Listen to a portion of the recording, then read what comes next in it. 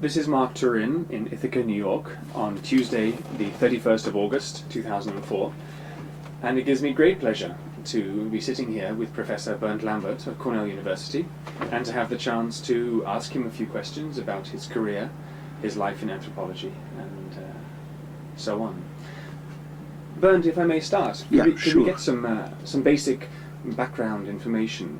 May I ask where you were born and in which country? I was born in 1932 in Frankfurt, in Germany, and my parents at that time lived in Bulgaria, where my father was a bank director.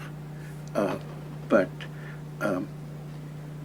my mother, as was usual in those days, had never been away from home, so she wanted to be near her parents, who lived in a suburb of Mainz. And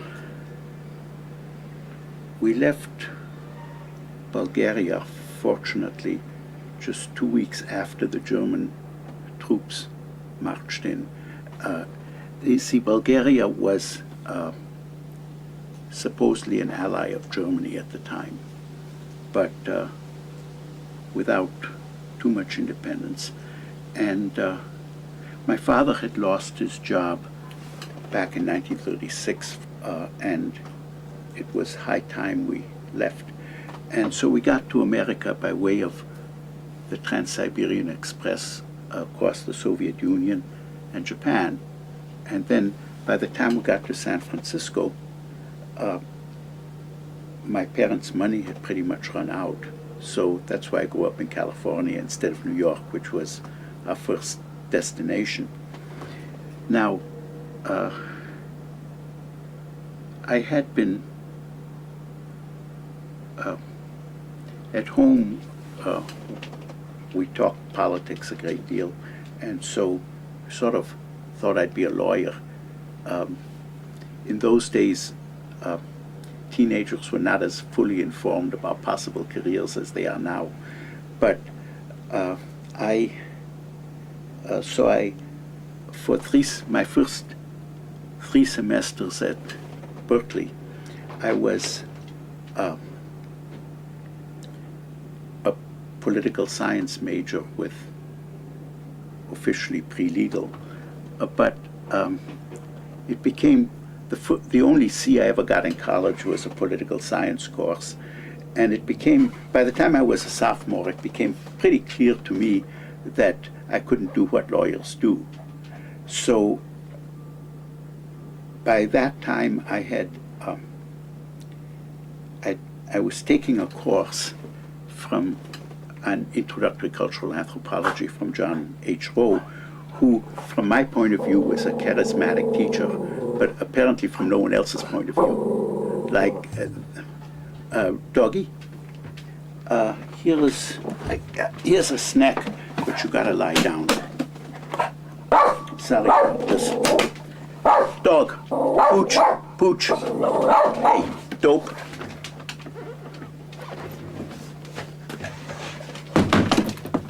Excuse me, I know this isn't part of the interview, but I have to dispose of the dog here.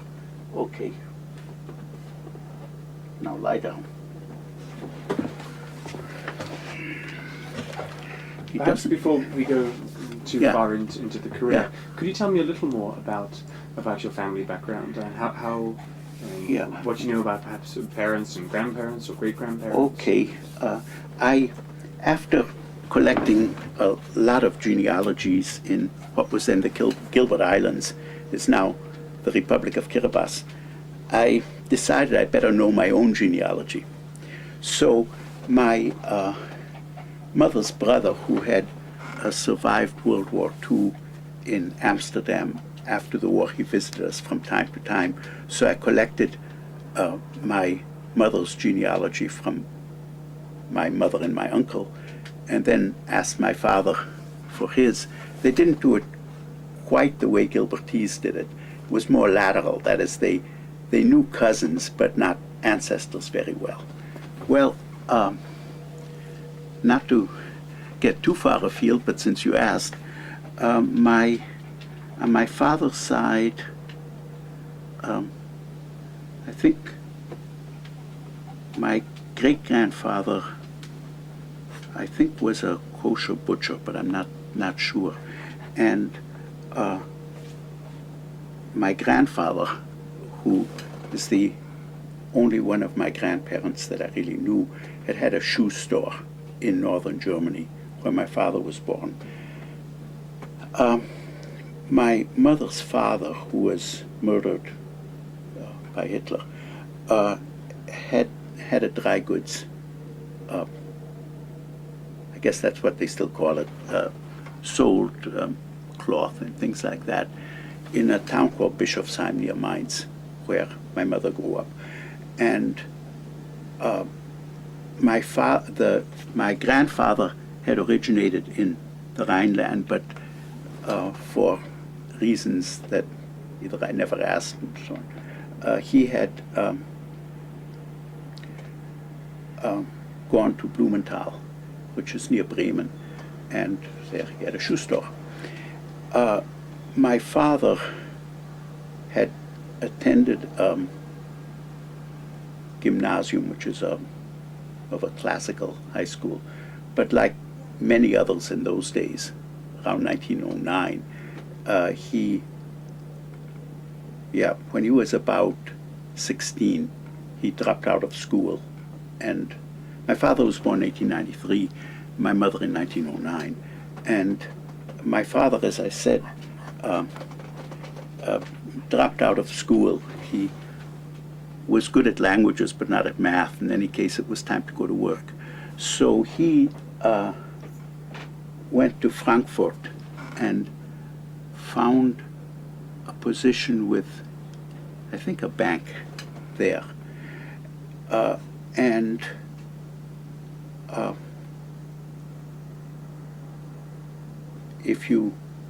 It pays to ask your parents stories while you still can, because thinking about it, I was interested too, but my father, for reasons I will explain, did not like to talk about the past, especially certain critical points in it. Anyway, he was drafted into the German army in October 15th, 1914. As it happened, I was drafted into the American army exactly 40 years later, October 15th, 1954. And after the war, my sister just recently told me he didn't feel that the younger men who had not experienced the war could understand what happened.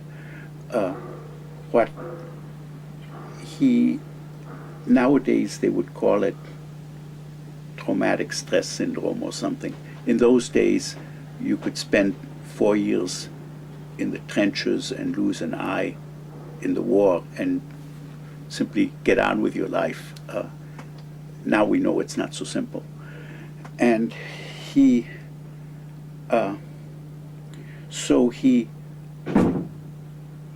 I think a bank called the Kreditbank, had taken over the bank that he originally worked for. And in those days, somebody asked me once if Jews were in segregated units in the German army. Well, of course they weren't. I would say of course, because it was a different kind of thing, but if you wanted a job or you wanted to get ahead and were Jewish, you knew that you had to do it in certain parts of the country like Frankfurt and in certain lines of business, because others, there was no chance of advancement. It would be a dead end, or they wouldn't hire you in the first place. Anyway, my father, who then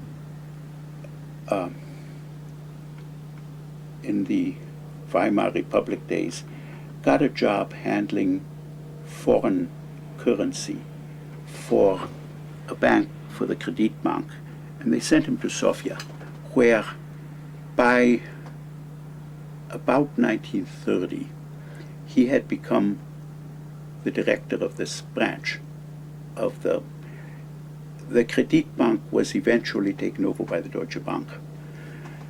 So, because he wasn't located in Germany itself, he managed to hang on to his job really rather late, 1936, when a man from headquarters came, and after being entertained by my father, said that it was an impossible circumstance that a Jew should be the manager of the German bank, so the Deutsche Bank. So he lost his job and then tried export, import, and other things. But finally, my mother, who was much less averse to breaking rules than my father, who was quite German, in a good sense, but rules were rules. But my mother got us, for my parents, my sister, and me, 4 places on the German quota for the German, that in those days there were quotas on how many immigrants from a particular country could come to America. This was not a quota that originated in Germany, it was an American law. And my mother kind of arranged to have us skip several places and get those places on the German quota to America. And we came to San Francisco beginning of May 1941. And my father then went to, there was obviously no chance of him being hired by a bank. So he went to night school and became a public accountant, not a certified public accountant, but just someone. He worked in an accounting office for a while, and later had some clients himself and clients from a friend who had died. So he was mostly very small-scale accountant on Greek groceries and a photography supply place and so on in San Francisco. But in 1947, my parents started a business, and this was a knitting store. My mother didn't like knitting all that much, but she was awfully good at getting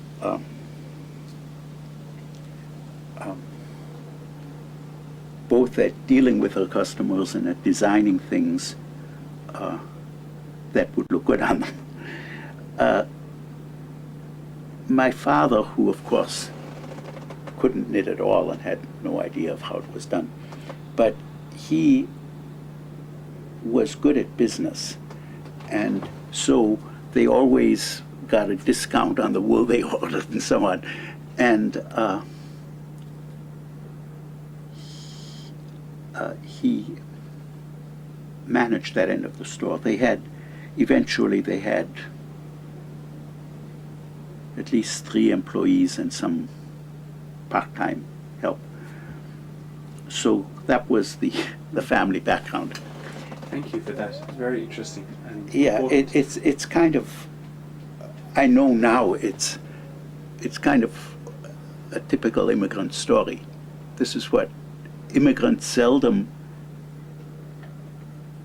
unless they're computer scientists and so, immigrants seldom get to do what they did in the old country. But they start businesses and work very hard at them and so on. So it was a knitting store. And May I ask the names of your parents? yeah, my father's name, he died in 1982. His name was Fritz, originally Fred in America. And my mom, who's still alive at 95, Well, her original name was Biene, and my father didn't like that, so he changed it to Sabine when they got married. And then she changed the last letter from E to A, so she's Sabina Lambert. The reason we're Lambert, I don't know if I mentioned that, was that is not our original name. Our original name was Levy, Levy. But when we were in Japan with my parents somewhat desperately trying to get our luggage released by the Soviets, who had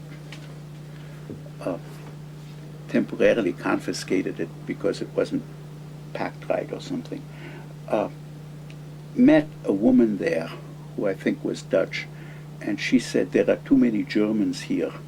By that time, German meant not Jewish, that I can't call you Herr und Frau Levy, so why don't you change your name to Lambert, because she had known a sea captain she was fond of named Lambert. So that's how. My parents also wanted to change my first name to something less German, but I had, even at the age of 8, been identified with it, so I kept it. And your sister is younger or elder? Younger. She's 3 years younger than me. Her name is Marion. She was also born in Sofia? Or? She was born in Sofia. I was born in Frankfurt, but in 1936, when she was born, it was risky for Jewish people to go back to Germany because they might not let you out again.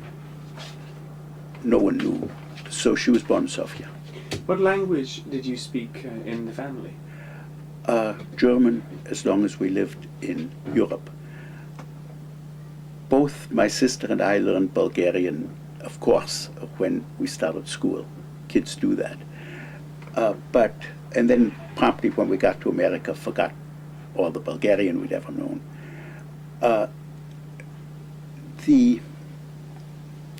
In America, when this happened, I don't know, but fairly early, began speaking English to each other and to our parents, and they spoke German to us. My mother stopped speaking German, I'm not sure when, say around certainly after my father died in '82. And now she really speaks only English. It's you can see the influence of German in the English she speaks, but she practically never says anything in German anymore. She lives in a retirement community in San Francisco. And was Yiddish part of the linguistic sphere in which you grew up? No. German Jews spoke Yiddish until about the middle of the 19th century. And then they became assimilated enough into German life that they dropped Yiddish for German. So if you were in a German Jewish family, say 1932 when I was born, the language at home would be German. Quite different then to many of the Polish, yes, Lithuanian Jews. Because Germany was thought of as a good place to be Jewish, which sounds terribly ironic now, but Jews had a far better chance at being accepted, earning a living, having careers in Germany than they did further east. And there were also, German Jews were also a tiny minority compared to Polish Jews. For all the noise the anti-Semites made about it, what they were talking about was 1% or less of the German population. So it wasn't large, somewhat isolated communities that you had in Poland, where of course they spoke Yiddish until World War II. My final question about the background is that of the cultural world in which you grew up. I can imagine that for urbane and fairly integrated German Jews, you were friends, or your parents were friends with all kinds of people, but was there a Jewish milieu around them? Did they attend synagogue, and were they part of Jewish culture? That I don't know for sure, because after I was born, they never lived in Germany. They lived in Bulgaria, where they had Jewish friends, but also non-Jewish friends. In fact, it became more of a Jewish milieu when they moved to America, because they, for the first few years, they associated mostly with other refugees, people who shared their background, which bothered the younger generation like us, because we wanted our parents to have American friends. But now, of course, I understand what was going on. It wasn't like my mother did graduate from high school in Mainz. My father, as I said, quit school in the 10th grade, though given the kind of schooling he had, he was better educated than, say, an American who leaves school at 16. They liked to read books and listen to music. They weren't like the classic upper middle class, highly educated Jews. I mean, it wasn't like that. But on the other hand, my father had German virtues. He could accept hierarchy, and he wasn't, I'm sorry about the pooch. Yep. Yeah, he normally just goes to sleep when he's here, but thanks for stroking him. That will keep him quiet for. Please continue. It's fine. Okay. Well, anyway, so I guess you could call my father upper middle class as long as he was a bank director, but there was less. My parents, it wasn't like places, families you read about where they read Tolstoy or Shakespeare or so on. They read books about politics, some novels, some history. But they were the kind of people who took it for granted that their children would go to college, even in the 40s. And they were also, they also gave me a start in being a reader. I mean, both my sister and I learned to read German several years before we started school. And then we switched to English soon enough after we got here. Do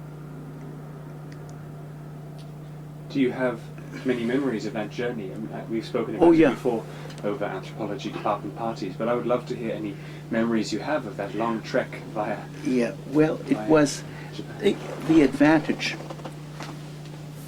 or kind of the advantages, that in those days, parents, German, American, or what have you, tried to avoid discussing their worries in front of the children. So the children picked up that their parents were quite anxious about things, but parents didn't discuss their anxieties with children, not in those days. Especially when we made that trip, I was 8 and my sister was 5, so we wouldn't be much of a empathetic listeners anyway. But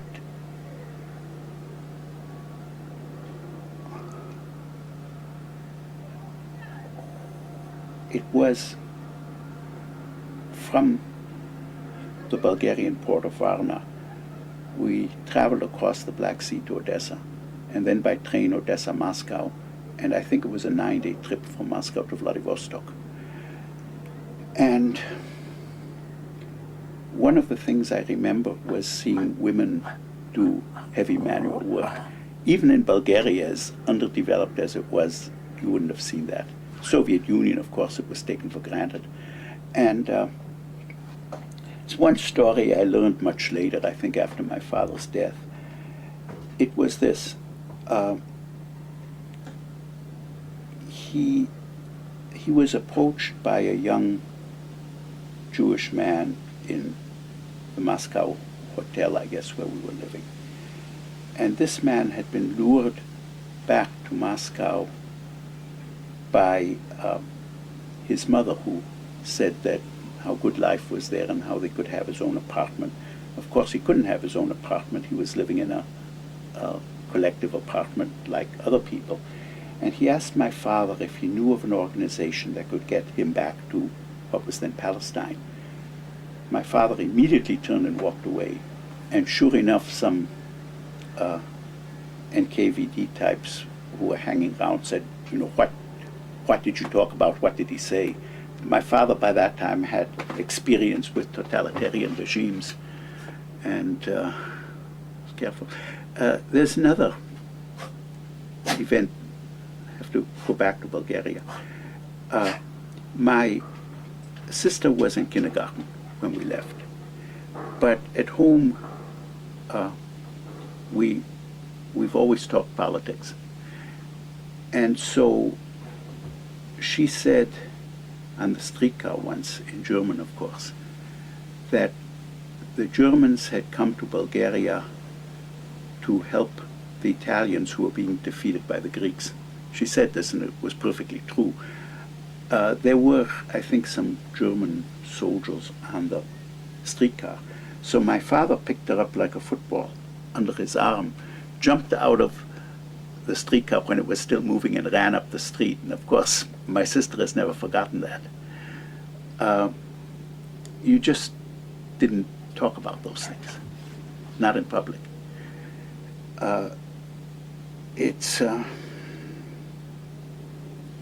Was there any sense at that time Yeah. that instead of going to the United States, Yeah. maybe the family would have moved either to England or to Israel or to Australia or something like this? Yeah, we went where we could.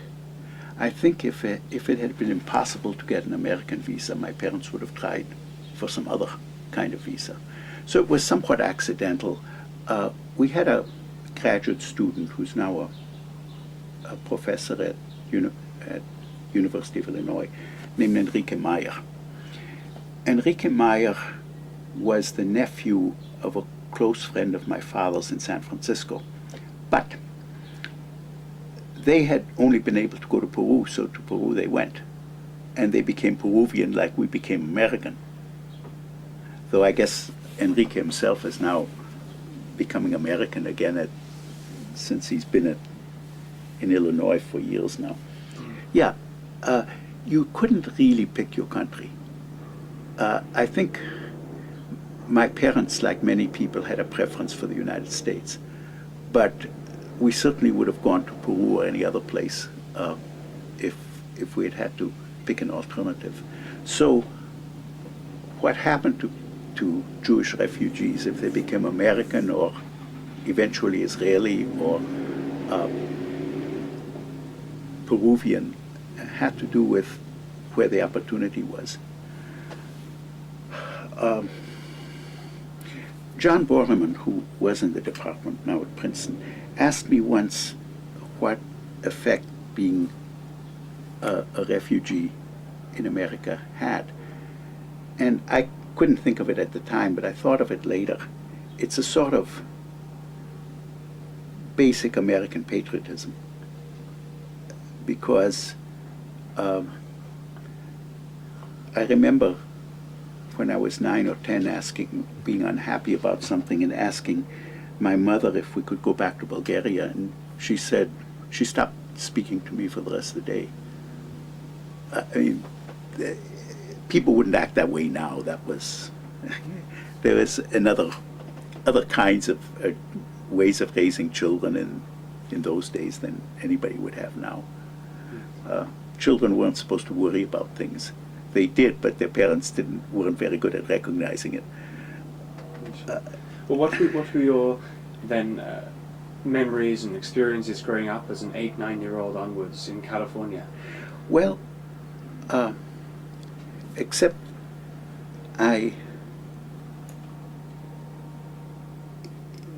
it wasn't so easy to make friends. I was too shy, not athletic, had this accent which bothered me a lot more than it does now.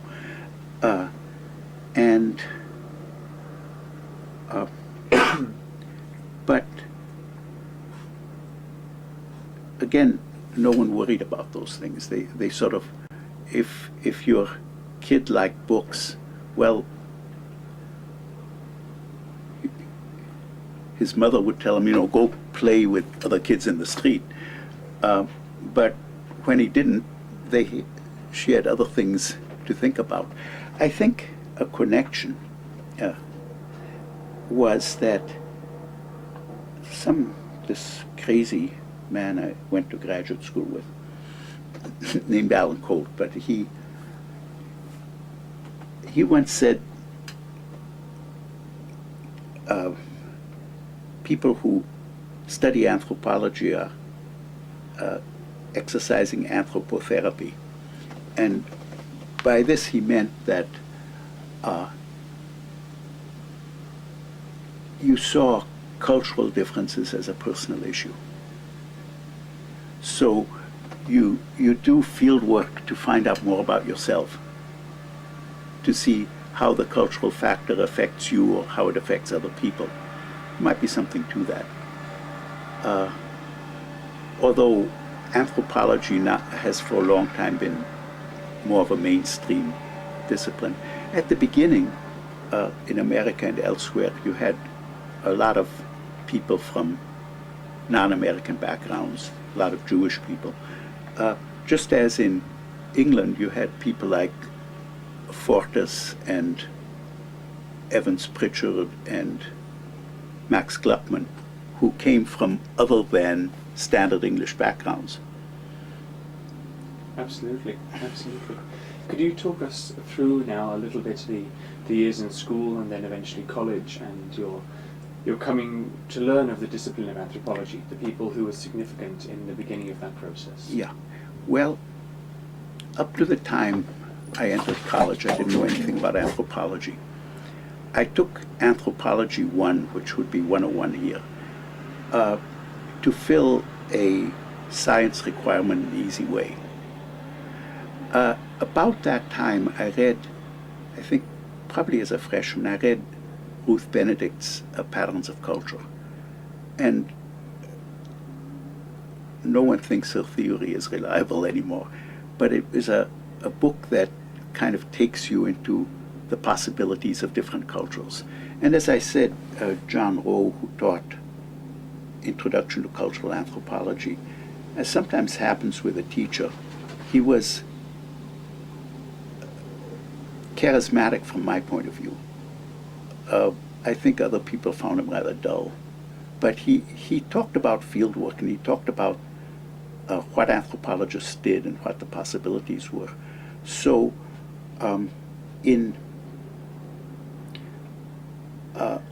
so as a sophomore, it would be 451, I walked the streets of Berkeley for most of a week, gradually getting excited about the possibility of being an anthropologist, since I had no great desire to be a lawyer.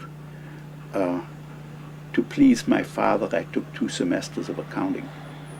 But by my second sophomore semester, I had reorganized my whole schedule to make it fit anthropology. John Rowe gave me 2 handouts. One was for anthropology majors, and the other was how to prepare for graduate school.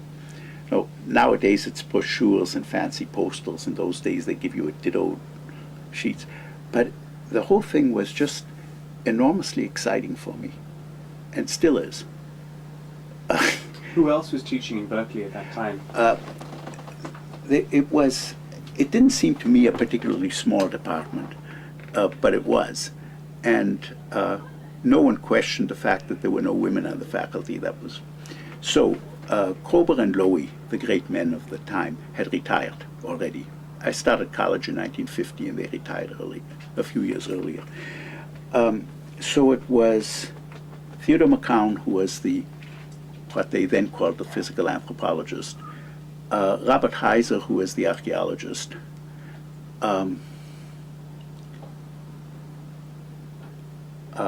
David Mandelbaum, Ronald Olson, John Rowe, and Edward W. Gifford. That was it. The way that certain people talk about Yeah. early anthropology departments, one has the sense that in those days there was both much more linkage between departments, and because they were students of one another, colleagues, Yeah. the field was smaller, but at the same time departments were already getting known for certain approaches or styles. What would you say at that period the Berkeley department was instilling in its students? Certainly the four fields, which was taken for granted that even as a graduate student you had to pass a preliminary examination that included archaeology and biological anthropology. They had specialized in California Indians. This was Kroeber's influence, or in North American Indians generally. Again, it was taken very much for granted. So that's why Bob Smith and I, back in about 1972, started Cornell's first course on American Indians, which I'm still teaching. So was there the implicit assumption that if you went on to grad school in Berkeley, Yeah. that you would do something to do with the native peoples of the North Americas? It did there, but since I didn't take the trouble to investigate other graduate departments, something fortunate happened, which was that while I was in the Army for 2 years, the department changed. They expanded. They got briefly Clifford Geertz, who I never met. He was gone by the time I got back there. But also Robert Murphy, David Schneider, Edward Norbeck, and Bascom, forgot it, William Bascom, yeah. So when I got back to the department, it was quite different, and for about a semester very difficult for me to adapt to, because the anthropology I'd been taught by the 6 men I mentioned was heavily factual. They had an aversion to theory. So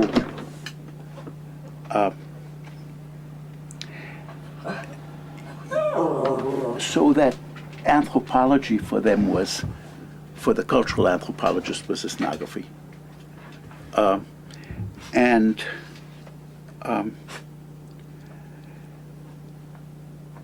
When I got back from the Army,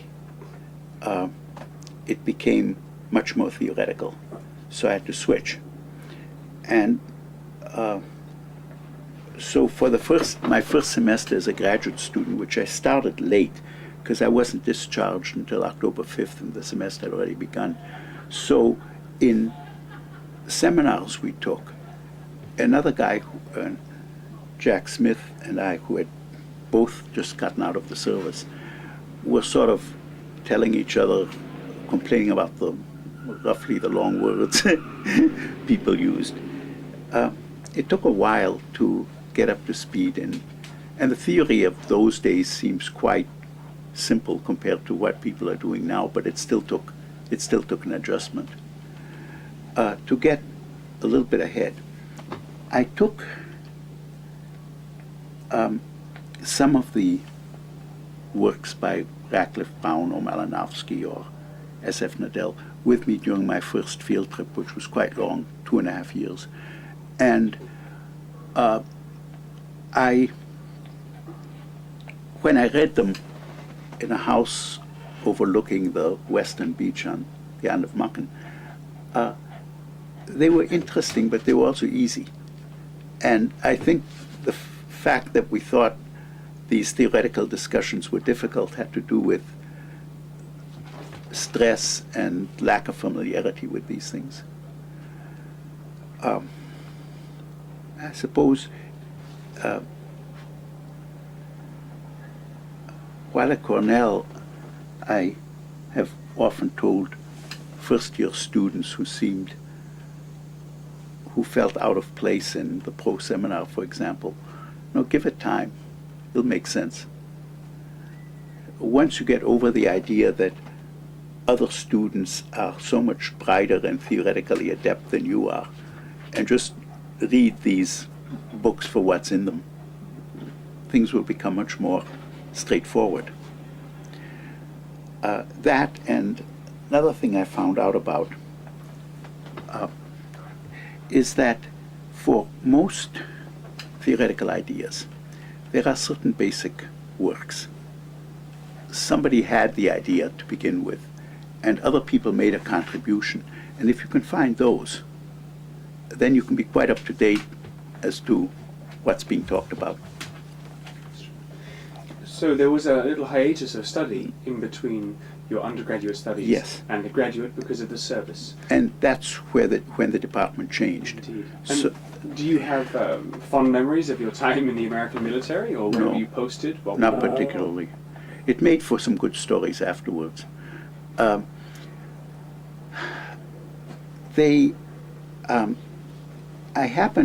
was trained as a medic because it happened like this. They asked me what my civilian job was, and I thought it would be snobbish just to say student, which was the truth. So I said I worked for the museum. I did, that was true. And the guy who interviewed me said, you know, these people you worked with, were they scientists? I said, yeah. I said, okay, you were a scientific helper as a civilian. That means medical lab technician in the Army. So I said, great, the Army's going to teach me something useful. That's until we got to Fort Sam Houston, Texas, San Antonio, Texas. And they said, well, you know, the position, MOS, military occupational specialty of medical lab technician, that's been abolished. And if you are physically just somewhat handicapped, you can be an aid man as a stretcher bearer. And if you are more handicapped, you could be a corps man, which means you work in a hospital. And my eyes were actually worse than had been tested, so I became an aid man. That is, until I got to Germany, where at some point they found out I spoke German, so I got into military intelligence. This is how that happened. Americans aren't very good at foreign languages, and in those days they were probably worse than they are now.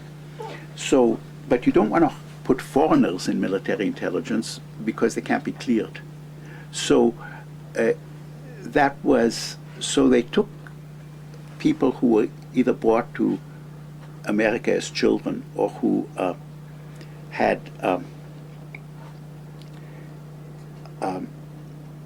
German parents, because we had American lives and could be cleared.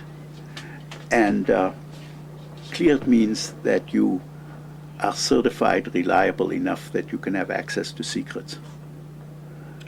So so I was in military intelligence in Berlin, which even us privates thought it was useless. And later we thought it was even more useless. Later, after the fall of the Berlin Wall, it turned out to be even more useless than anyone had thought. We sent people with East German identities to East Germany to spy on the Russians and the East Germans. It turned out after the fall of the Berlin Wall that every one of these spies that Americans had used had either been turned around and became double agents or put in jail.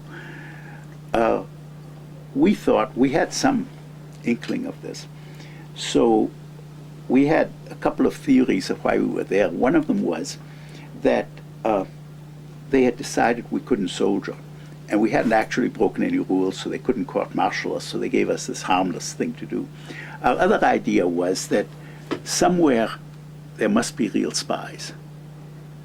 Now, we know that the information we're collecting was pointless. We never got any feedback on it. And we're there to cover up, is to keep the Soviet East German counterintelligence people busy. Meanwhile, real spies are doing something. Under deep cover. Under deep cover. Yeah, so this was a double bluff. Yeah. That wasn't, the only thing wrong with that is that there weren't any real spies, but that's, so anyway, I did that for about 1.5 years, and makes for good stories. That was also not as professional an army as the U.S. has now, because there was so many draftees who are people who want to stay out of trouble for 2 years and get discharged. I had volunteered for the draft because I was afraid that the Korean GI Bill would run out. That was what mattered about this law for me, was that they would pay for your education. And they gave me $110 a month after I got out of the Army, and that nowadays would be almost pocket change. In those days, in a university like Berkeley that didn't charge tuition for state residents, you got along with it. And then I took notes for a course on the geography of California, which they sold, and later became a TA. So all this seems like very small amounts of money now, but in those days it was comfortable. And I had, like a lot of people age 21 to 23, I didn't want to take money from my parents because I didn't want them bringing up this fact in inevitable arguments. So the GI Bill seemed to be the answer.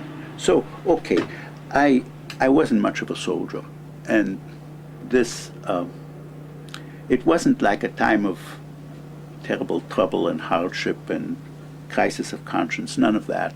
I just wasn't very good at it. And I wasn't very good at this intelligence gathering stuff either, but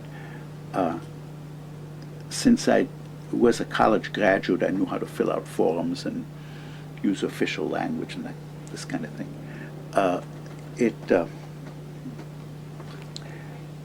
Were there scholarships also available to people like yourself? And did you make use of them? Not as then. A graduate student? I got, as a senior, I got the first Lowy Fellowship in honor of Robert H. Lowy, which is $400, but an honor.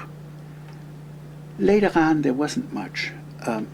The reasons, this was before what John Moore called war money. This is after, beginning around 1958, after the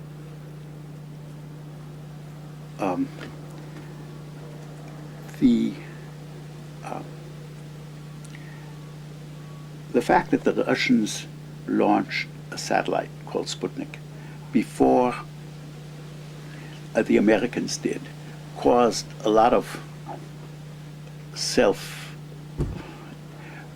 the Eisenhower administration didn't want to admit it was their fault.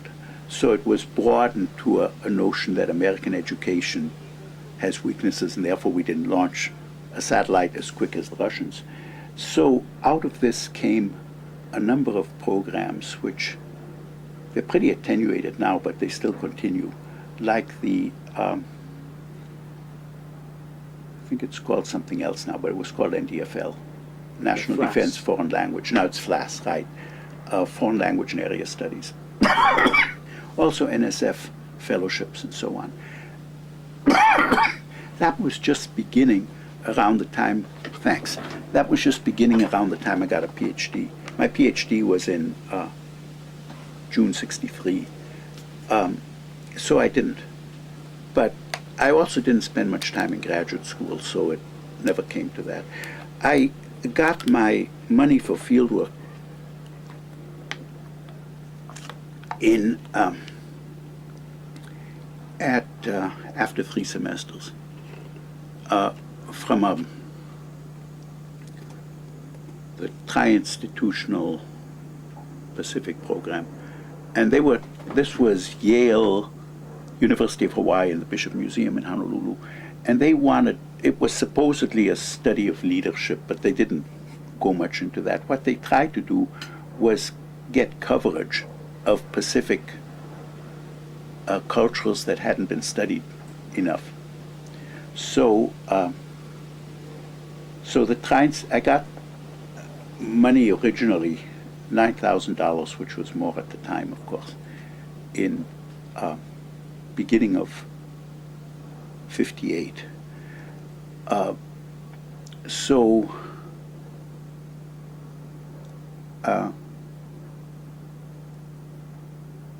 I got this money on condition that I went to the Gilbert Islands, which I didn't particularly want to go to, because like other romantic anthropologists, I wanted to study people who weren't all Christian and sending their kids to school and those things. And my ethnographic area, after some soul searching, was not the Pacific Islands, it was Africa.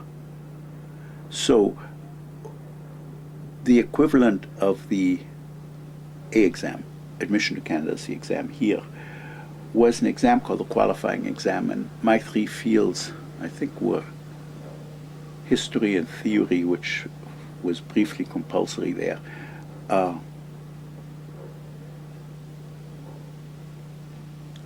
social organization, and Africa. But then I went to the Pacific and later became a member of the American Indian program at Cornell, so I switched areas around. Was graduate school, at least preparation for fieldwork, an exciting time to be there? Was there a lot of energy among the students and a feeling of we're now embarking on something which is terribly exciting? Oh yes, there was that. I've always found anthropology exciting, and this included graduate school. But what they didn't have, what was lacking, was any introduction to field methods. I remember just before I left on my first trip to what was then the Gilbert Islands, now Republic of Kiribati, I remember asking David Schneider, what makes me different from any traveler or missionary? I don't know how to do research. And he said, well, you're a man of considerable intelligence, you'll figure it out. And there was very little information about how you went about doing field work. This legacy, the mystique of the rite of passage of field work, still exists in many departments in the world, I think. And in American ones, there's more of a sense of institutionalizing the methodology. But in Europe, I know that many colleagues set off for their PhD in a way, quite blind and with great trepidation. I'm probably skipping some bits you want to know about. What I did in the field, it worked pretty well, was to take books which I thought contained good information about the Pacific. With the Tikopia, Salens's social stratification in Polynesia, and Ward Goodenough's kin community and property on Truk. And I read these. And I asked myself if I was going to get the information on Makin that, say, Firth had gotten in Tikopia, what would I have to ask about?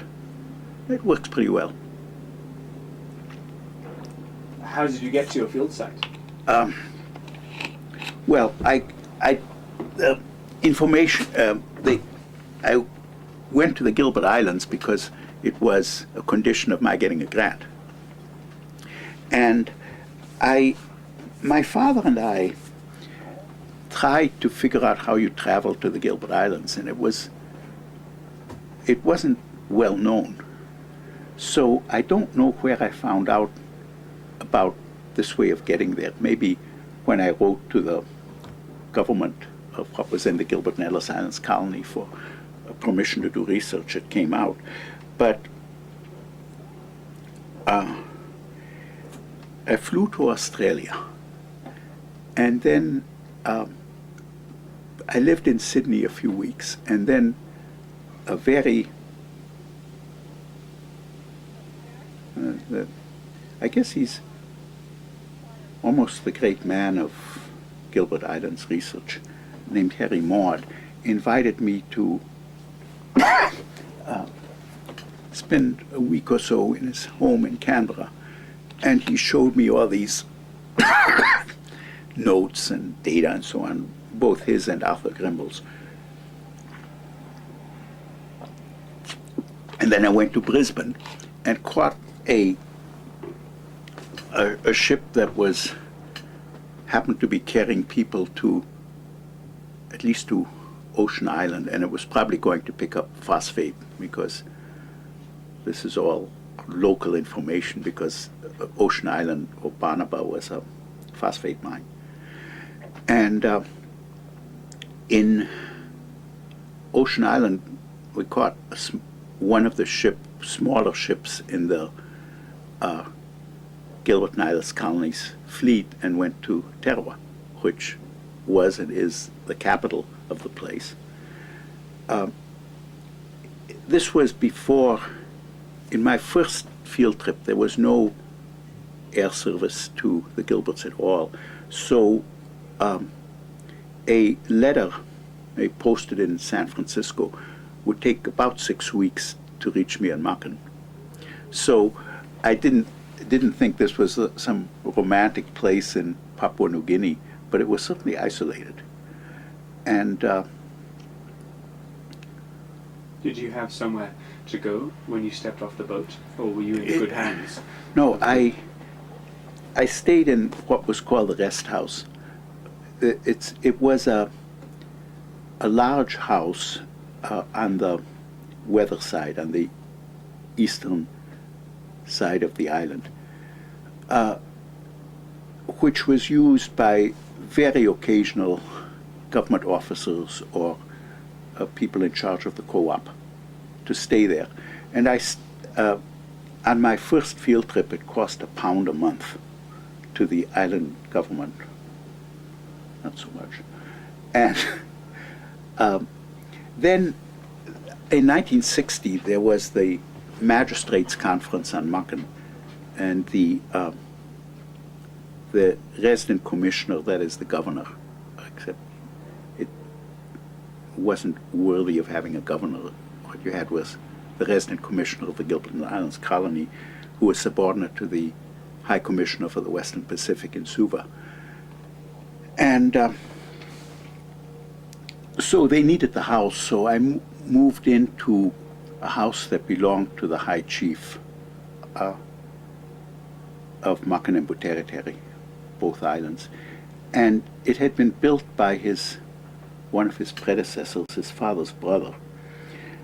But the chief himself didn't like to live there even when he came to Makan, because it had walls, it was enclosed, and so he lived with his steward next door, who kind of took care of the place. So I lived in the king's house for the rest of my field trip. Later on, there was an argument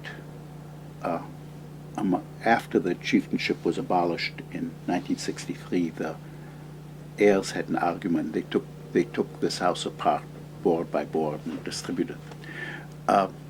So after that, I've stayed with relatives, one kind or another. Relatives because by giving names of my family and then my own name to a kid. So there was always a place to stay. Your name as in Bernd, or as in as in Bernata. Yeah. Before we run out of this tape, and I have another Sure. one, I'd like to, for a minute and a half, or perhaps even Yeah. two, ask you whether Your parents were supportive and interested in your work, and if any of your family ever thought or was able to visit you in a field location? Oh no. They Did the dream of having the son be a lawyer ever end? Oh, it ended. But they just want to hear from me often, and I suppose they worried about it. But they also, since I was on my way to being a professor, I think that satisfied them. My mother eventually went to Kiribati, but that's another story. Not to the same place I went to, but to an island called Fanning, Tabuairan. That's another story, but if you have the patience. Absolutely. When there began to be talk of independence, the Ellis Islanders agitated for not being part of the same country as the Gilbert Islanders. And the British said, this whole place isn't viable as a country, and if you separate, it will be even more unviable than before.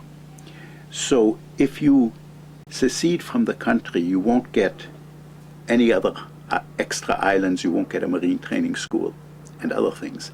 The Ellis Islanders said, we don't care, we don't want to be ruled by the Gilbertese, and so they voted about 96% for separate independence. Well, the British then said, well, we warned you about this. So various Pacific islands, which were notionally part of the Gilbert and Ellis Islands colony, became part of the Gilbert Islands, or what was in 1979 the Republic of Kiribati. So the Republic of Kiribati includes islands which are actually located between Hawaii and Tahiti. There's a 2,000 kilometers east of the themselves. And there is a law in America that if a foreign ship carries people between American ports, it has to stop at a foreign port in between. And for people taking a cruise from, say, San Francisco to Hawaii, it's convenient to have these Kiribati places. And my mother, after bringing me a T-shirt from Tabuairan. Because she was on a cruise. I was on a cruise, yeah. But that was, I had hoped to get back to Kiribati this summer, but I delayed too much asking for permission, so it'll have to be next summer. How many years has it been? It's been a while, 17 years, since 1987. Is research permission or visiting permission difficult to get? Well, I won't know until I try. Not entirely because they have some hope for tourists, but the tourists mostly go to these eastern islands like Christmas Island, where people catch bonefish, tropical bonefish and things like that. Kiribati is one of the least developed countries officially. So like a lot of island countries, the economy runs by foreign aid and by remittances from Kiribati men who are mostly merchant seamen on German ships. In your first fieldwork period, how did you learn the language, and what kind of linguistic fluency did you attain? Eventually I became very fluent. I'm afraid I'm not that fluent anymore. But there was a book. By all means.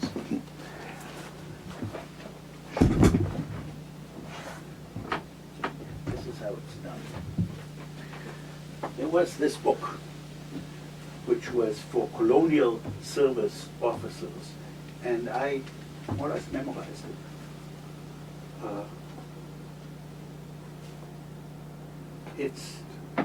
It's not very, structure is too good a name for it. Of what kind of language is it? It's Nuclear Micronesian, which is a sub-branch.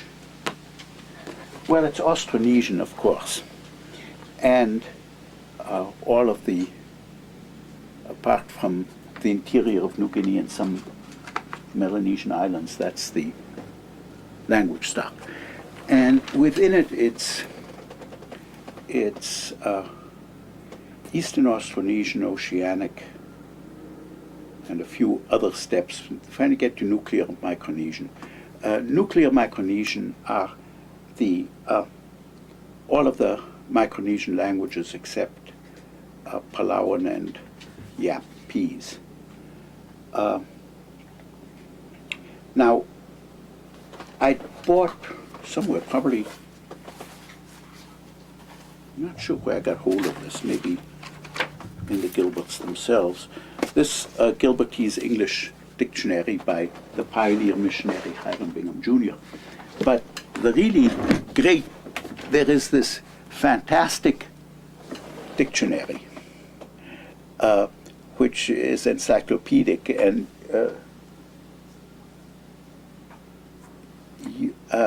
I also tried reading the monthly newspaper, and had a romanization system. Yeah, Hiram Bingham, the guy who wrote this book, developed that.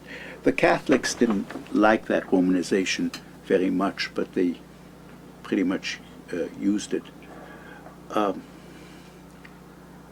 It's do you read French? Yes. No French. Good. Then I can show you.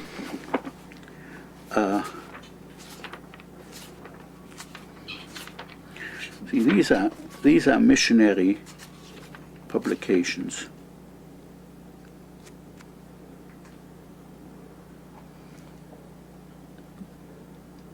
Let's see.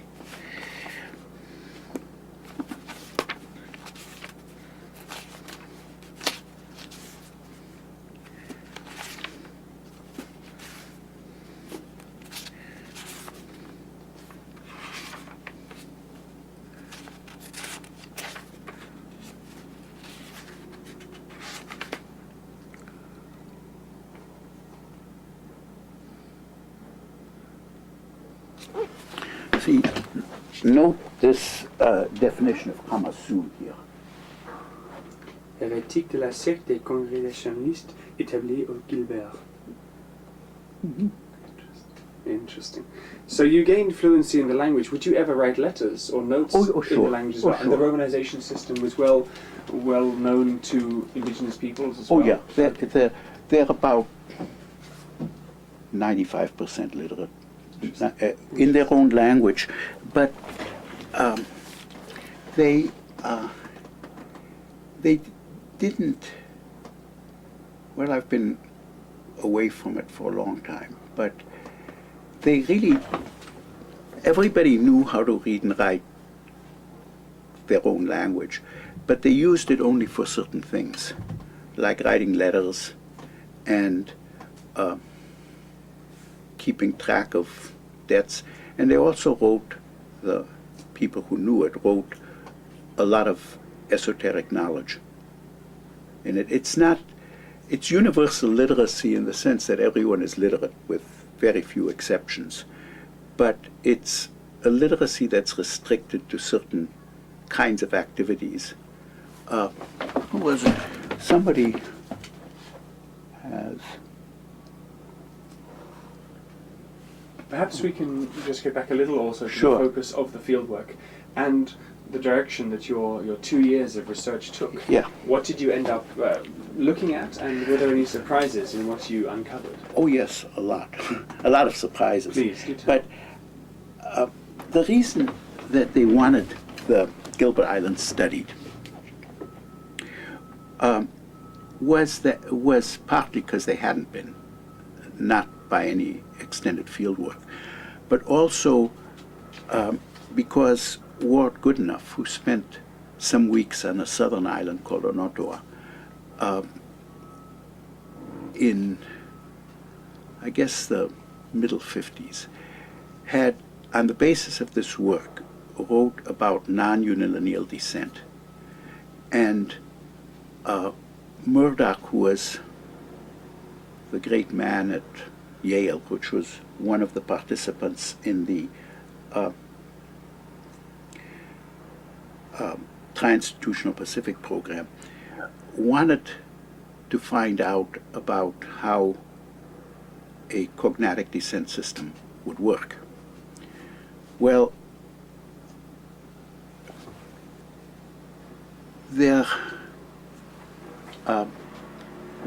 from the way it was described, it wouldn't work at all, because people told me, yeah, of course, you inherit all of the lineage memberships of your father and mother. So I said, if this goes on for another couple of generations, everyone will be able to collect coconuts from every piece of land on Makan. I said, yeah, that's probably how it's going to be. But it turned out I was walking one day with a man named Solomon. Who everybody, when they mentioned him, everybody went like this, because he carried his head to one side. And he said, well, of course, in the past, only people who lived on the land could use it. So I wrote about how a cognatic system might work. The other point was that, like all Pacific Islanders, they practiced several different kinds of adoption. Maybe it's not like all Pacific Islanders, that's dangerous to say, but like most. And at first I just thought, well, any child that's living in a household that is not his or her parents must be adopted. Not so. I mentioned it to my first teacher in Kiribati social organization, a cultural man named Nantibachabo. And he said, yeah, well, you leave property to your adopted child, but to what I once translated foster grandchild, you get property from the foster grandchild or through the foster grandchild. So what I found out, among other things, was that there was hereditary fosterage.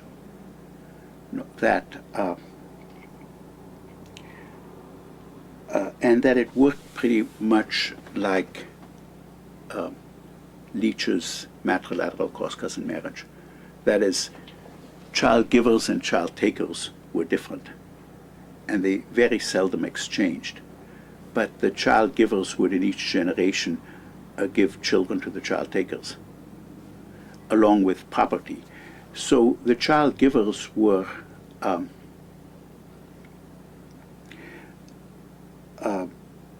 generally of higher rank or greater seniority than the child takers. So all of the high chief's children were at least partly brought up by someone else. So what I did over a period of time was collect as many histories as I could of fosterage, because I took these are really nice people. They let you take a census is one thing. I took 4 censuses of Makan. I think it wound up with exactly 300 households. But they let you do that in return for family photographs. So while they were rounding up the kids and putting them in their Sunday clothes, I would ask them questions. And they would ask me questions, because in the 1980s there was a thought, which turned out to have been fairly widespread in the Pacific, that the year 2000 would be the end of the world, like Jesus would return. And people want to know about America and so on. So we had some nice conversations. I also, in the Murdoch system of trying to classify everything, and I was in his department for a postdoctoral year. I had a Mellon Fellowship at University of Pittsburgh. The fact that avoidance was between co-parents-in-law, that is, people told me you were supposed to avoid the parents of your child's spouse. So I said, wow, that's news. So a few days after I found out this great thing, I met a man walking between the two villages on Makan. There are 3 passages, so you can cross at the right low tide, but that's it. So I saw a man, carrying a log, and he said, "Where are you going?" And I said, "Kip." And I asked him where he was going, like you do in the Pacific. He said, "Well, I'm carrying this log to my co-parent-in-law." He said, "I heard people told me you were supposed to avoid this person, not do favors." He said, "Well, that was the old law, the law of shame. We got the new law, the law of love." And yeah, we can do that. Later on, I found there are indeed ways in which you avoid your co-parent-in-law, so that parents will resist their child's getting married to someone who's acting as a kinsman. That is, the marriage becomes possible where kinship has lapsed, but there's a good deal of opposition to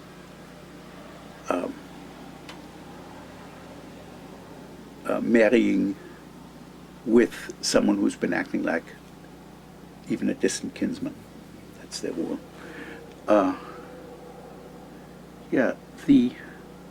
What gave me a culture shock, and this is another point, beginning of my field trip, was that the Catholic mission at that time had the policy of trying to separate their adherents from Protestants. And this is on some small island, about 3/4 Catholic. And so Catholics would become excommunicated if their child married a Protestant or was living with a Protestant, or people could not stay in the meeting house if the Protestants were performing, because the main Protestant dance was prohibited for Catholics and heretic.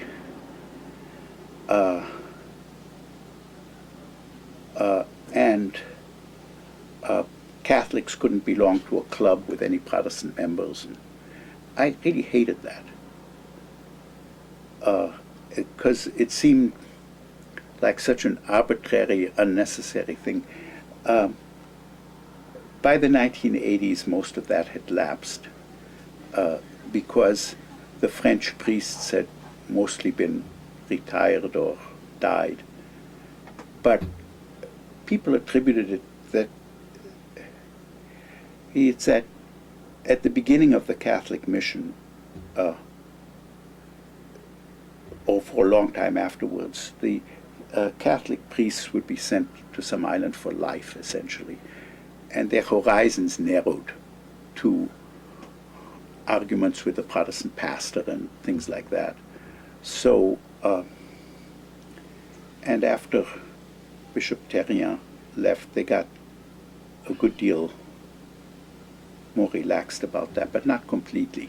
Did you share your field site with active missionaries who were there at the same time Oh, as yeah. you? And were they... Some just came on visits, but Father Delacroix and Father Kuhn. Were these the only other foreigners or Western Oh, Europeans yes. apart from yourself? Oh, yeah. And were you well received, or Oh, of somewhat course. skeptically? Did they Of see course. you as the savior of indigenous souls, or how? No, they were just interested in having someone to talk to. Father Delacroix didn't really speak English, so it had to wait till I could speak Gilbertese, and that's what we... And then he made fun of... I learned Gilbertese with in the northern dialect, which is not the official dialect, and he thought that was really peculiar and interesting. No, the missionaries were very kind, understanding people who welcomed conversation. But for a while, when there was none of the French fathers were there on Makan, because it was sort of an outlying place. It was Buteriteri is the larger island that Makan is an outlier of. But for a while there was an Australian priest who was supposed to organize a school which could compete with the government school, because Catholics weren't allowed to send their children to the government school. And we were drinking beer one night, and he said, "Why are, the French fathers so hostile to Protestants?" I said, "I didn't know. I wasn't going to go into that with another priest." But we thought, well, it's the tradition of the mission. The Catholics came in, I think, 1889, when the Protestants were already established. And later on, they were on the outs with the British administration, partly because there was an early resident commissioner named Telford Campbell, who was an Orangeman, and he was very prejudiced against Catholics, so that the Catholic mission sort of turned inward to itself. And on the other hand, what is surprising is how wonderfully people treat strangers. Hardly like fieldwork at all. Much modern anthropology, as you know, definitely in more remote places, has now become in part an activist movement as well, in which one has to represent the concerns, motivations and needs of the people who one studies. Was there that sense already among the Gilbert Islands? Not really, but you when you write about a place like Kiribati, you are aware of that whatever you write is going to be read there. So you have to be careful with some things which are quite interesting are not something you can write about. Now, where they what they're surely suffering from is Japanese and Korean fishing techniques in the Pacific. And I wish I could do something about that, but you can't. They use these long line nets, 30 miles long. This is not an exaggeration. 30, let's see, anyway, huge nets. I better check the number, but it's just enormous nets. They scoop up everything. And the Japanese, of course, want tuna for sushi, and that depletes not only what people live on, but also their one chance at some viable commercial activity. And global warming, the place, atolls are going to disappear. And that's what's the matter. But you can't, as an anthropologist, I mean, you can say so, but these are forces that are much more powerful than anyone could oppose. It isn't like being opposed to the Summer Institute of Linguistics or local missionaries and so on. This is, or as in Turney's book about the Yanomamo, some anthropologist who was organizing wars. What really affects these people are global events. Maybe AIDS has gotten there, which, unless larger countries take some responsibility for smaller ones, and they don't show any great signs of doing it, there are various disasters that are going to befall them. Also, what people want often isn't what their government wants. Especially in my first field trip, they thought I was an advance agent of the American government. It's that Buteriteri and Mucken have tried to, off and on, to be annexed to the United States since before the British protectorate was established in 1892. And Catholics came in 1885, I think. And the high chief of those days, Nabraymore, had, with a companion, had gone to the United States to offer Buteriteri as a coaling station for the American fleet. but he didn't get past San Francisco, and his companion died, and when he got back, the British flag was flying there. So they thought I was going to bring the American government, and that's what they wanted me to do. Later on, there were other theories about why I was really there. A few words before we move on Sure. to then later fieldwork Yeah. and the American Indian Yeah. community. What were living conditions like during your first fieldwork, and how did you eat, and did you live well? Did you get ill? Were you healthy? Well, I got ill at the end because I had amoebic dysentery and didn't know it. And then when I was sort of evacuated, I had pneumonia. But, well, it's like camping out. No, at first, in fact, I was told by the then British government that I should bring a 6-month food supply. And so I was in Sydney trying to figure out what I would eat for 6 months. So I got an entire case of corned beef, for example. But there was a store on Tarawa, the headquarters, where you could order sort of miscellaneous canned goods. But later on, no one told me to bring a 6-month food supply anymore. So I'd more and more just ate local foods, which are perfectly okay. I could afford to lose weight. That is, with bicycling everywhere and eating local food, of course I lost weight. What were the local foods, for example? Well, breadfruit in season, and a tuber called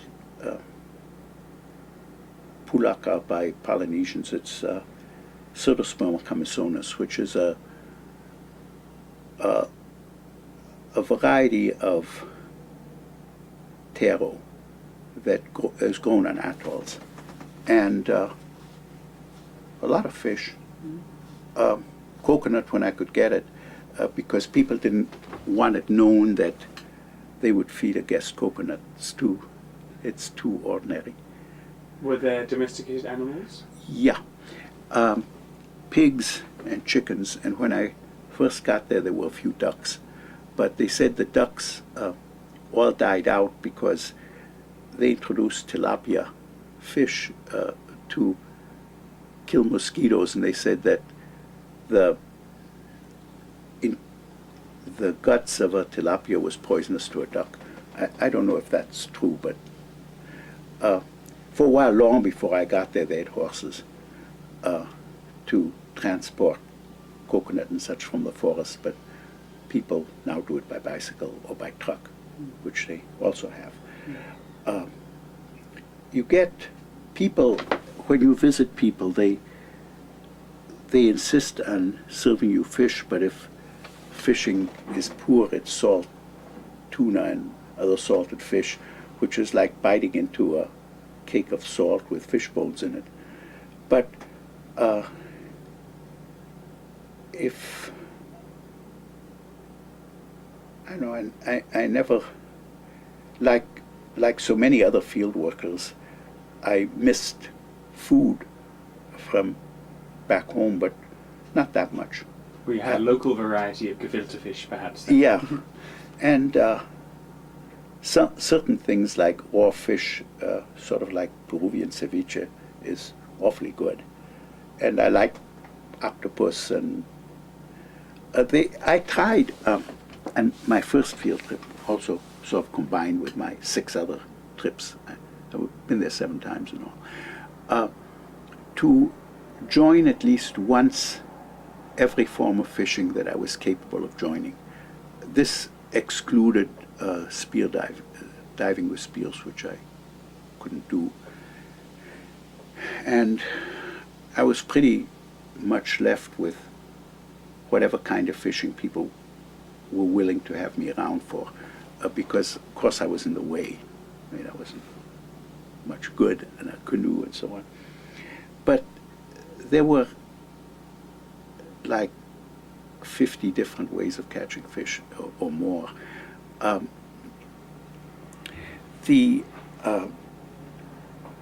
Because they exploit, since if they didn't have the sea as part of their ecology.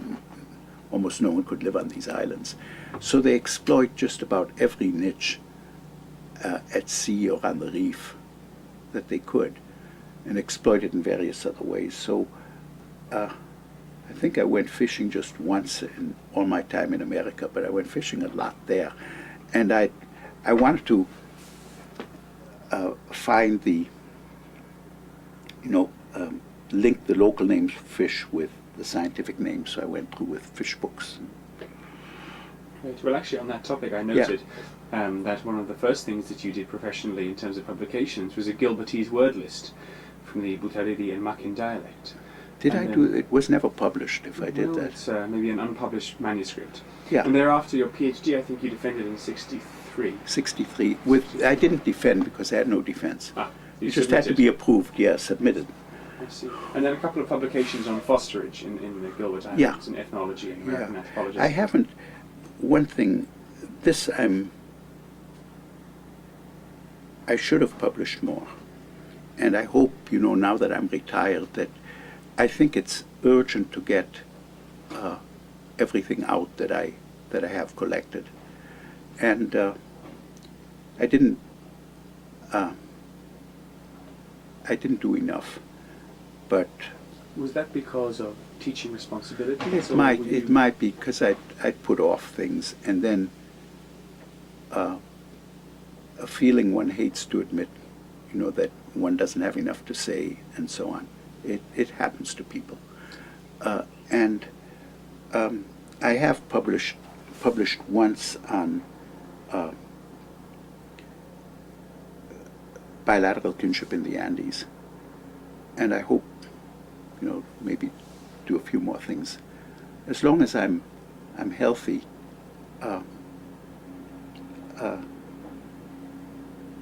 that also makes it fairly urgent to return to Kiribati, because it isn't that I can't read my field notes. I can, but that they're somewhat out of date. If you're going to talk about the present, it's a question of how people are living now, and I hope to find out. Absolutely.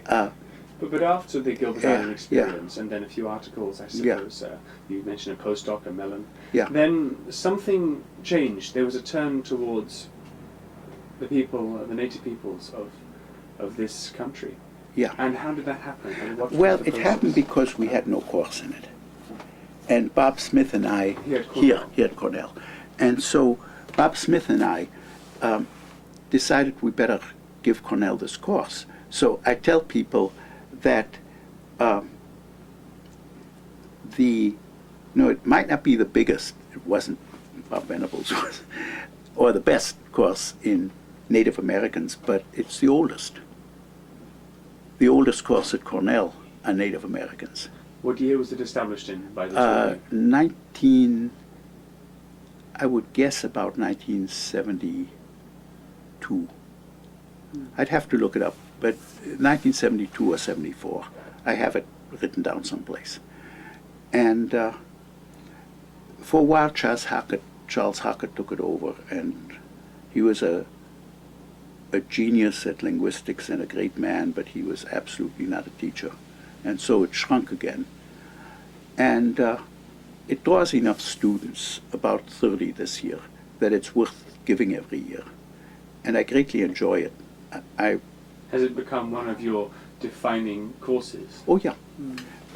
Because, you see, everybody in our department, I think that's true, everybody has either a joint appointment or participates in some program outside the department. Well, mine's the American Indian program. Did that exist prior to you starting it didn't. the course? No, it only got started, I think, in the 1980s. And they would have presumably liked to staff it only with Indians, but that's not possible. So they've had some people with what they call a blood quotient, but people whose blood quotient was 0, like me.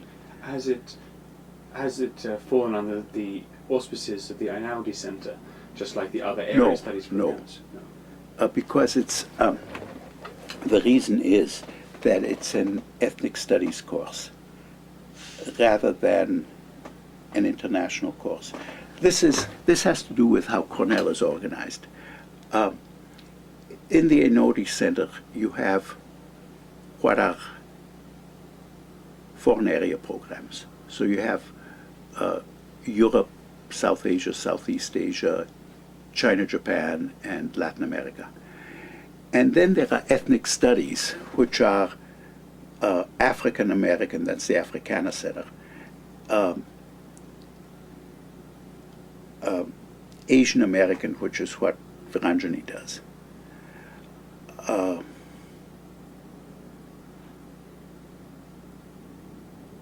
Latino, which is what Vilma is involved with, and the American Indian program. The American Indian program is under the College of Agriculture and Life Sciences, but there have always been a few arts college courses in it. It's also something, you know, I haven't published enough, and I'm very aware of that, but I also enjoy teaching, and I enjoy writing too. It's just well, as you know, also your students love your lectures and and your teaching style, which has been rewarded over the years. Yes, it has. I still get good evaluations. If I didn't, I hope if they ever stop getting good evaluations, or I can't learn students' names and so on, I hope I have the sense to stop. But did the requirement or the desire to start teaching Yeah. a course on Native American Yeah. peoples then lead to a fascination and a fieldwork exposure to those places? No, not fieldwork yet, but a fascination, yes. It's if I could do fieldwork, it's somewhat tricky. You really have to know someone. I mean, I do know people from various tribes, but it has to be some kind of arrangement, because American Indians really as they should, of course, but they really control the kind of research that can be conducted there. But heck, I'd like to do it. I'd like actually to ask a Yeah. few things about the department, and Yeah, perhaps end sure. with a few reflections backwards and Yeah. a couple of thoughts that I have. But as we mentioned earlier, departments often have a flavour or a feeling to them. Yes. And you've been here quite a while now. You've known, Since 1964. Well, there you go. You've known Yeah. David Holmberg's father, Alan Holmberg, I'm Sure. sure. He was You knew chair. Victor He was the Turner at Orison Sharp, no doubt. Perhaps Sure. you could tell me a little about some of these characters who, for the generations of students of anthropology who follow, will be just names on a book. Perhaps you can make them come Yeah. alive a little, Well, stories or words. I think most people would say that the most unforgettable character was Victor Turner, who was, sometimes when I've used things he's written in courses, I ask people what they thought he looked like, and they sort of think a lean British intellectual. But actually, Victor Turner looked like Santa Claus. I mean, he had this huge belly. I mean, he didn't have a beard, but Victor, among other things, gave a seminar for graduate students and faculty, met at his house once a week. Terry was part of it then too, in Terry's first stint at Cornell. And Edie, Victor's wife, would serve beer, and he would just sort of sit in an armchair and hold forth. And he had, I think, some of his most important ideas while he was teaching here, like the notion of communitas. I think Victor really thought that anthropology should be someone's life, and vice versa. So when students were interested in communes, he got interested in communes too. And Did he become a good personal friend and a colleague with whom yeah, you shared a lot of ideas? yes. What was he like, do you think, for students to work with? Well, of course they flocked to him, and a course he established called Myth, Ritual, and Symbol is still being taught. I taught it for a while myself. Yeah, he, I don't know how he was as an undergraduate teacher, probably not that great because he read his lectures and so on. But for graduate students, he was inspiring. And he was on a lot of committees. I was too. That is, at one point I was on 40 committees in the early 70s. But, you know, then others have taken over now, of course. But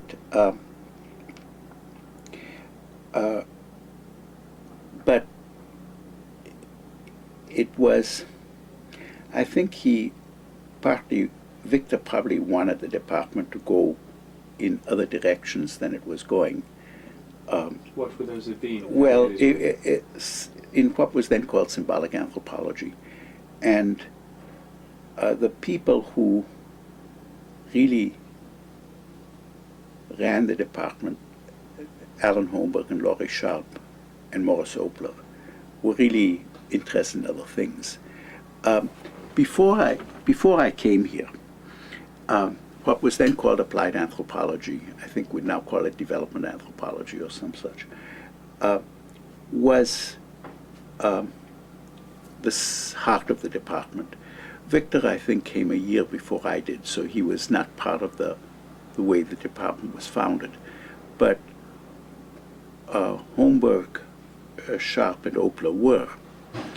And the idea was that they would study different areas of the world and get some general principles of development.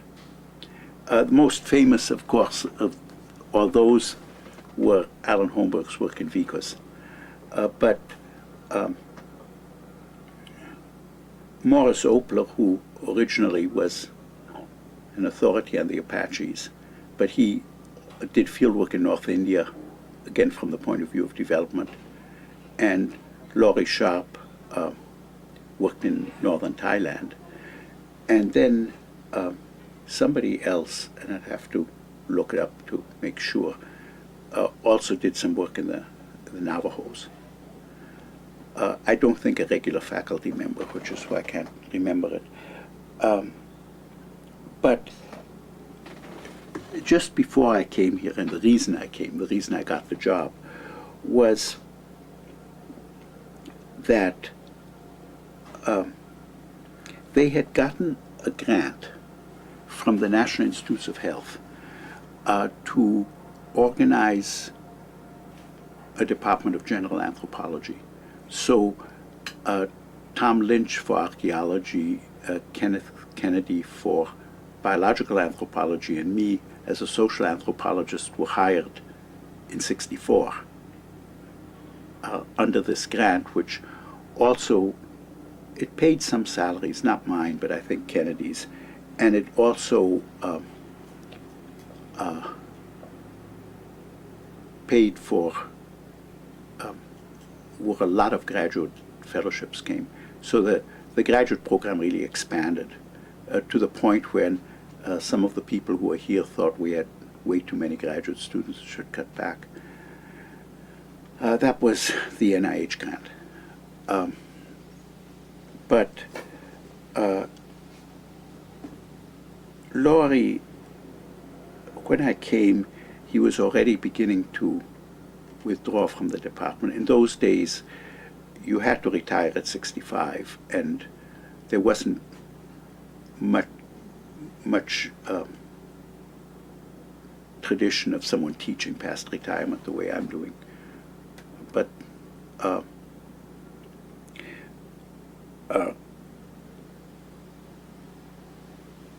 what was he like? What were the characters of the department like at that time? well, Alan Holmberg, for example, who I've seen on film, Yeah. immortalized in the film about the Vicus project. But yeah, he was certainly a gentleman, and I only knew him for a couple of years because I came in '64, and I think within a year or two he got sick and died. I'm not so sure what his interests were. They're probably things connected with Vicos as much as anything.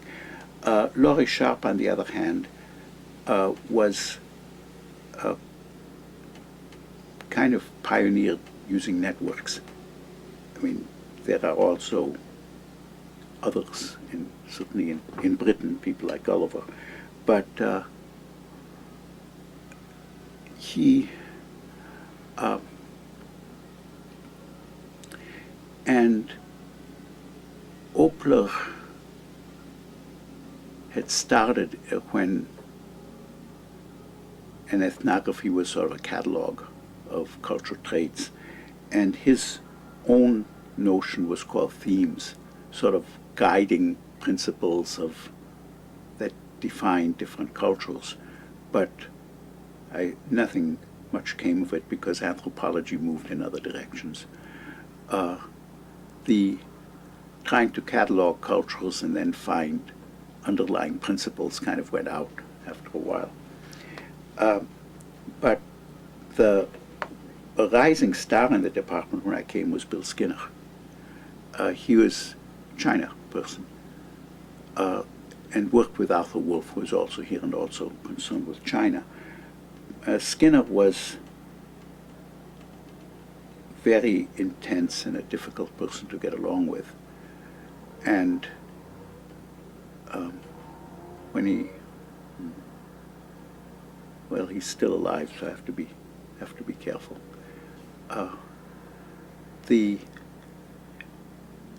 What happened is, I think he wanted to return to the department, and the people who in those days ran the department didn't want him to, especially Turner.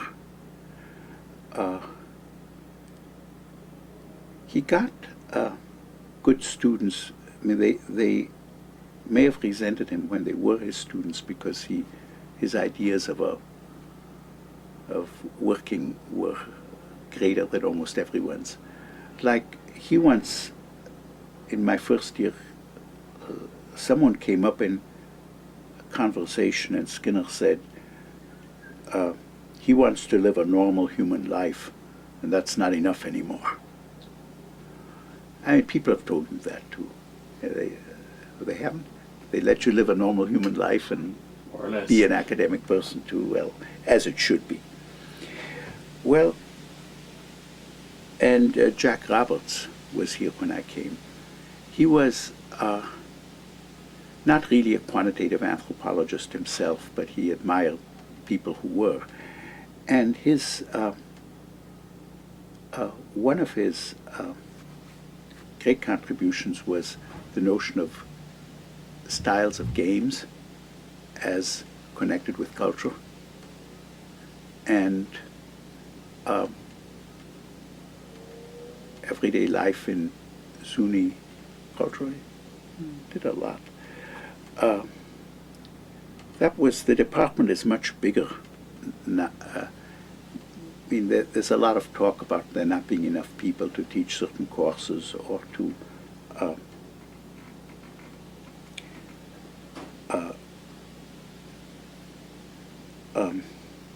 be on committees and so on. But that's because people have these double and triple appointments. But actually, if you just count the number of faculty and don't worry if they're full-time or half-time, it's a much bigger department than when I came. In your 30-odd years of Yeah. being here at Cornell, there must have been a great many changes in the style and content of the department, and I'd be interested for any reminiscences you have.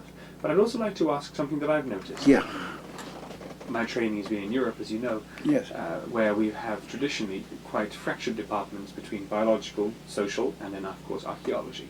But here in our department, here we have Marissa, we have Tom Follman, both archaeologists are interested, of course, in social anthropology as well. Yet, there are a whole bunch of other archaeologists, who are downstairs. What is the history of this, and how Well, have these this has to do with the fact is there used to be an interdepartmental archaeology program, which I think, as far as it still exists, it's been administratively merged with anthropology.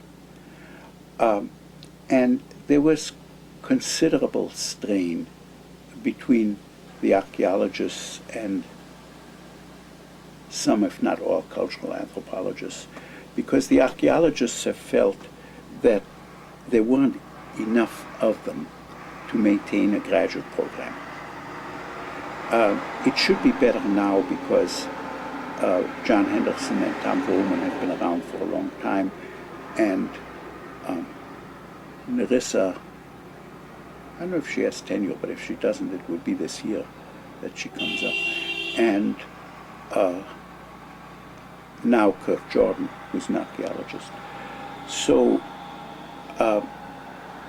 they always felt that there weren't enough of them to teach the courses if someone was on leave, or enough so that someone could do field work and still have the archaeology graduate students working with someone on the faculty. That may be better now, but it's been quite a strain. And the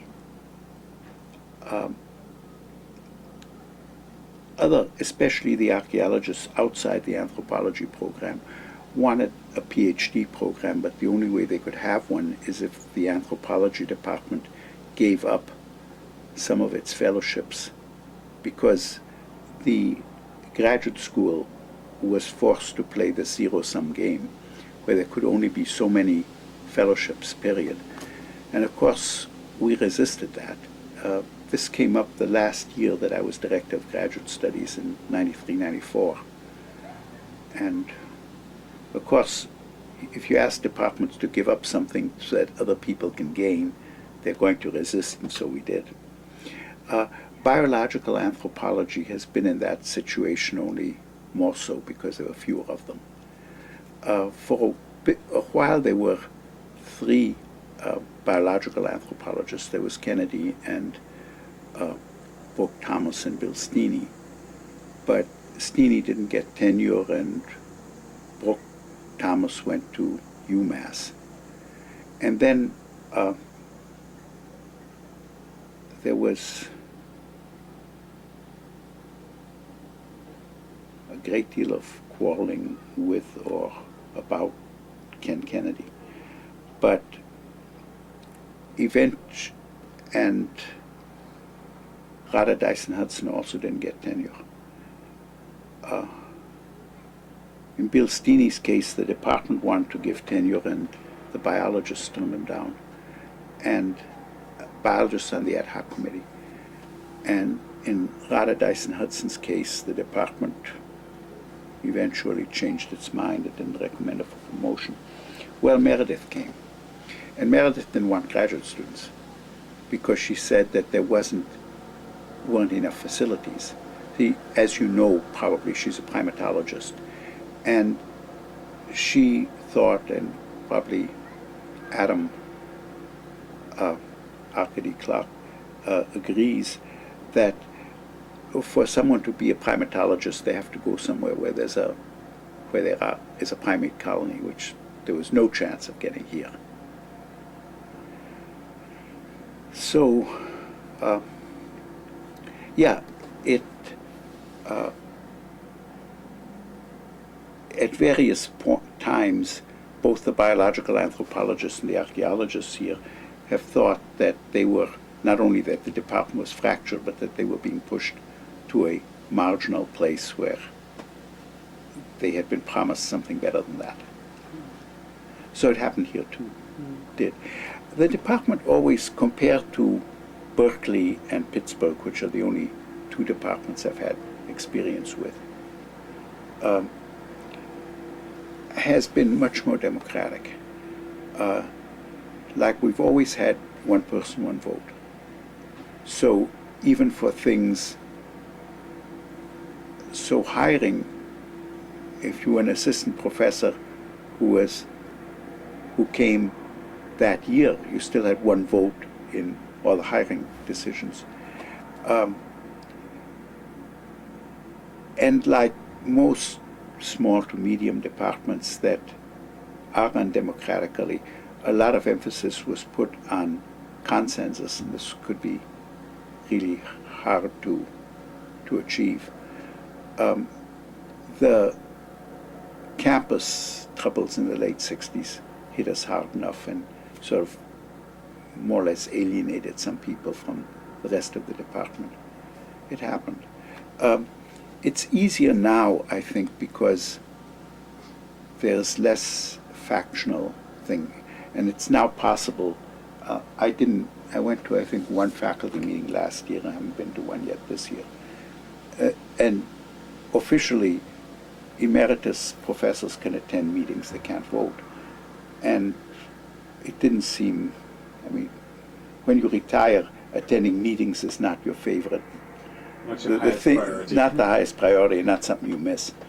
But there is a much greater tendency now for routine matters to be handled routinely, rather than to be elevated to great moral issues as occasionally happened in the past.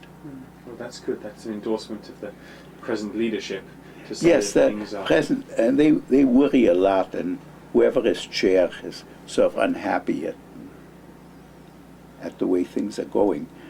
But it's easier now. I think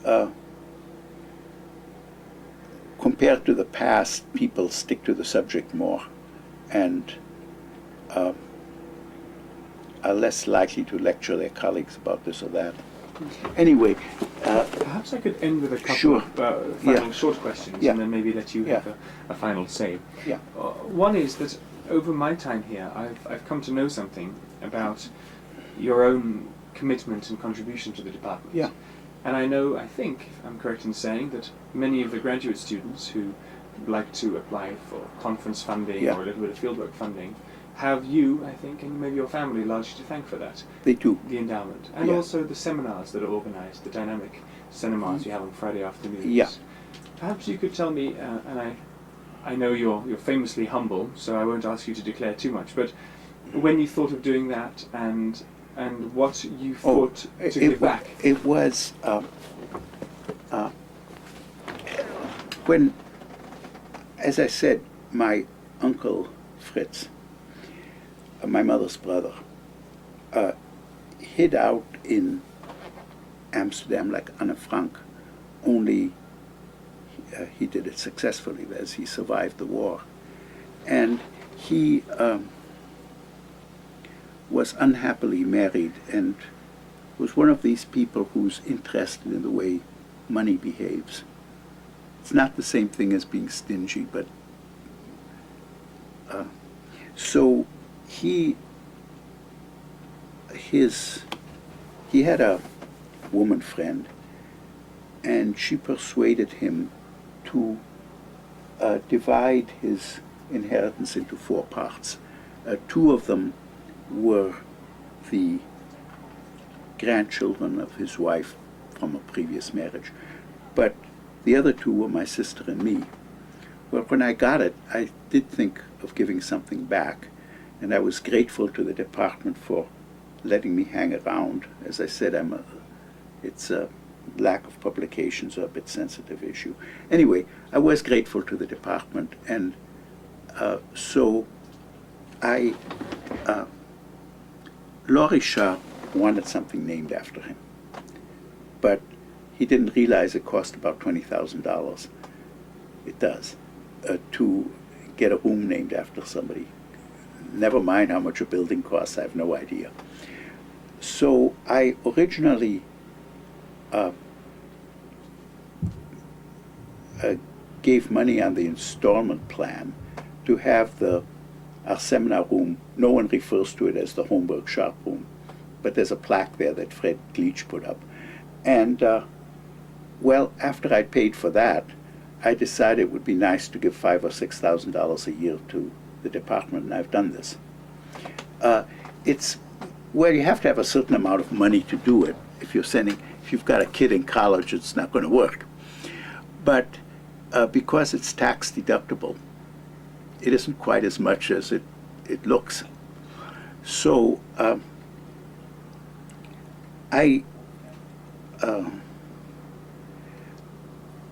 So there was already, the department already had a small endowment from people gave money in memory of Alan Holmberg and so. So this money became part of it, and also a former undergraduate, I'd have to look up her name because I don't quite remember, but she, quite to the surprise of the department, got in.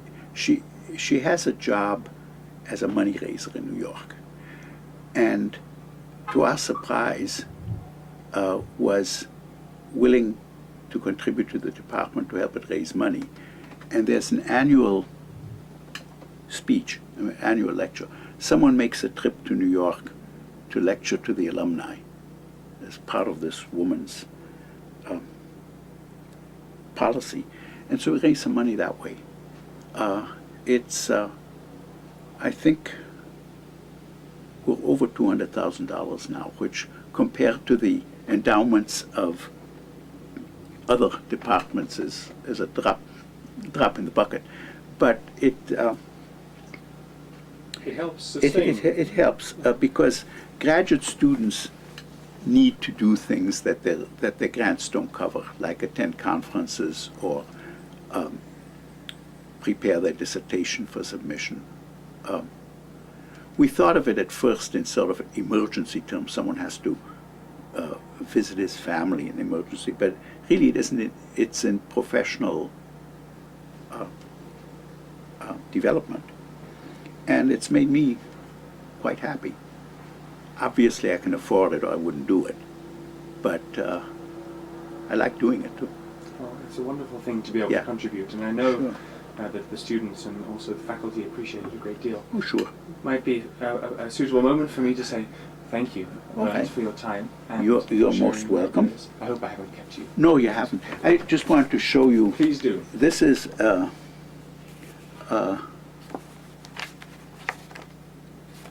this is how he. This is Hiram Bingham Jr. How he defines.